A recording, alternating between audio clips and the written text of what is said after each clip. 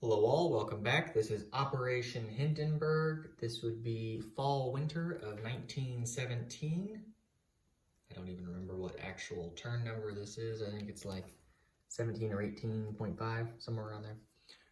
This is the Ottoman turn. We have $15 to spend this round. We have 2 free diplomacy rolls, one because we took Northern Persia last turn, and the other one because we managed to kill one of the French dreadnoughts, I believe, during the shore bombardment and invasion attempt into Constantinople on the prior turn. Yeah, and we didn't get a roll initially for that, so we're going to roll for that this round. So we get 2 rolls, and then we'll have our 1 tech roll, and it's going to be for counter battery fire for stage 4, so we need a 6 or higher. And then we have $16 to spend. We're going to buy a railroad for 4. That will go into Northern Persia. And then we are going to do a upgrade of a colonial infantry and then 3 regular infantry. So that's a total for 16. Okay, so here we go. Oh, I zoom in on that.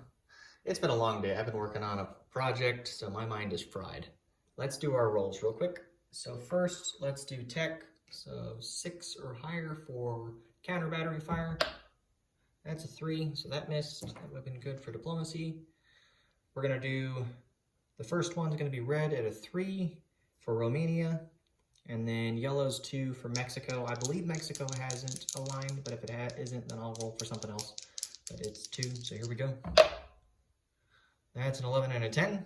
Great for tech, not for diplomacy. Okay, so that's done. I believe that's that.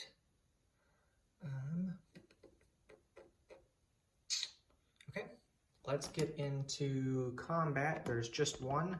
We're going to use the sub, and he's going to raid in C-Zone M8. So let's roll for that real quick while he's still alive. So again, white for defender, black for attacker. We have a +2. I believe they have Q ships. So let me roll for the Q ship 2, a 1. Here we go. Q ship missed at a 10. I have a 5. They have a 4. I had 2 to this, so I'll be at a 7 to a 4, so 3 damage. We'll do all 3 damage to the French. So 3 damage in total to the French line in the Mediterranean. Okay. So we'll do that. That's it for combat moves. Let's move to non-combat. So our first non-combat move, we are going to move a colonial from Constantinople up to Thrace. And then we're also going to move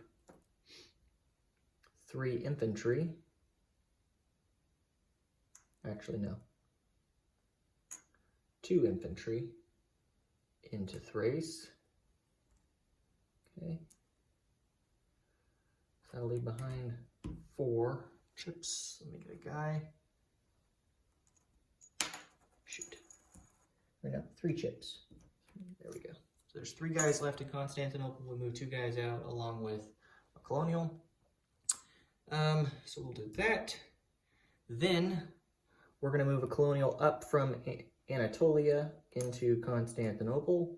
We're going to move a militia. Militia. Oh, I'm all over the list. A colonial infantry from Eastern Anatolia into Anatolia. So we'll do that. We're going to move a colonial from Northern Persia into Eastern Anatolia. The camel is going to come out of North Persia and is going to go 1 into Northern Iraq, 2 into Syria. So he's going to hang out there. And then we're going to leave 1 colonial behind, and the other colonial is going to walk down into Northern Iraq. Okay. Shoot. We're going to move the artillery along with the balloon into Northern Iraq and the 7 infantry. So there's that. Let's see, what else do we have we want to do?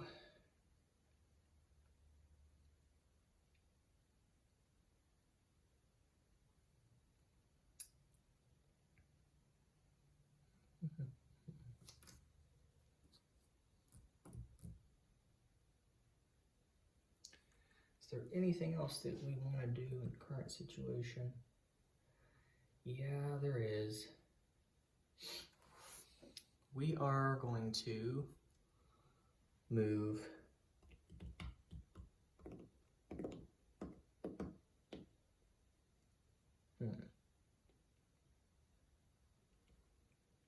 we're going to move 2 colonials.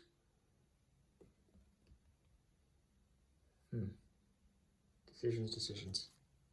Let me zoom in down here.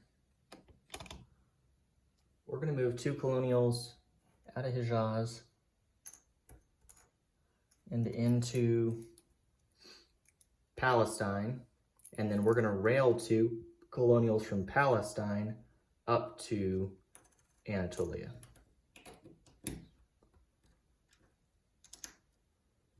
So there's that. Okay. So there's now 3 colonials there in Anatolia. Anything else that we want to do?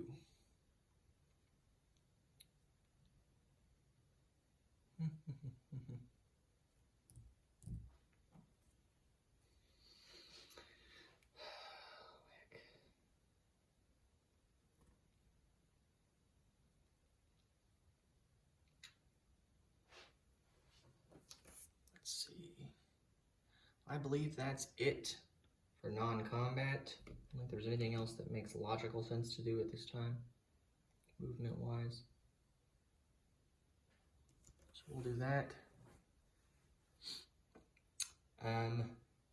Let's go ahead and get into the placement of units. So first, the railroad is going to go into North Persia and it's going to connect into Eastern Anatolia. So we'll do that. And then we have a colonial upgrade, and that is going to go into Thrace, the supply path because of the railroad. So there's now 4 infantry there in Thrace. And then we're going to place all 3 of our new infantry into Constantinople. Okay. So that's that. Let's roll for wartime economy here, and then we'll do a disposition of forces. Wartime economy, we got 10. 10 plus our 10 that we have, so we will have $20 to spend on the next round. That's good. Not that we'll probably get to use it for much, depending on how things roll out in the next round with random events, but I'll take it. Okay, so disposition of forces. In Thrace, we have 4 infantry, 1 colonial infantry, and 1 elite guardsman. In Constantinople, we have 6 infantry and a colonial. In Anatolia, we have 3 colonial infantry, 2 infantry, and 1 mountain infantry. In Eastern Anatolia, we still have a colonial. In North Persia, we have 1 colonial. In Northern Iraq, we have 4 colonial infantry, 1 balloon, 1 artillery. And we have 7 plus 4 be 11 infantry in Northern Iraq. In Syria, we have 4 colonials and 3 camels. In Palestine, we have 2 colonials, 5 infantry, an artillery with a balloon, and I think it's phosphate gas. I think it's phosphate or chlorine. One of the 2. It's chlorine gas in Palestine. And then Hijaz has 2 colonials and a militia.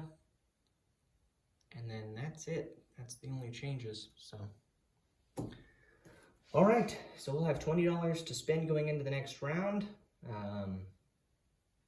Note the 3 damage that was done to the French line in the Mediterranean. So the French are down $3 because of that. But otherwise, that would be our turn. So thank you all for tuning in, and we'll catch you guys next time.